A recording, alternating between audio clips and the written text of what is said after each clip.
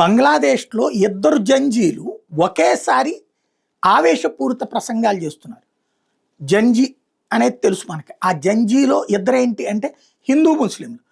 అక్కడ ఉన్నటువంటి ముస్లిం జంజీలు వచ్చేటప్పటికి భారతదేశాన్ని నాశనం చేస్తాం, భారతదేశం అల్లకల్లోలం చేస్తాం అని చెప్పడం ఒక ఎత్తు అయితే, జమాతీ ఇస్లామీ వాళ్ళు అయితే బంగ్లాదేశ్ జమాతీ ఇస్లామీకి సంబంధించినటువంటి ముస్లిం జంజీ వాళ్ళు వచ్చేటప్పటికి భారతదేశాన్ని ముక్కలు చేస్తారట, బంగ్లాదేశ్లో కలిపేస్తారట, అస్సాంని, మణిపూర్ని, బెంగాల్ని కలిపేస్తారట.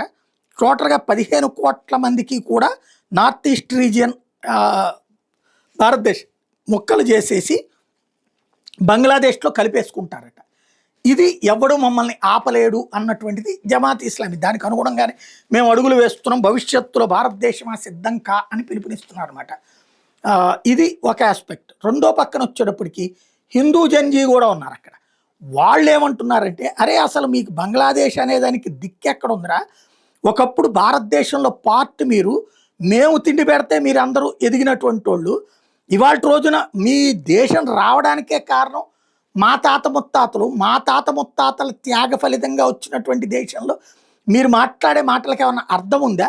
నిజంగా మేమందరం తలుచుకుంటే మిమ్మల్ని తీసుకెళ్ళి ఇండియాలో కలుపుకోలేమా అని చెప్పేసి వాళ్ళు మాట్లాడుతున్నారు. వరుసపెట్టి ఇటు హిందూ కుర్రోళ్ళు కూడా మాట్లాడుతూ ఉండటం అన్నటువంటిది జంజీలో స్పెషాలిటీ.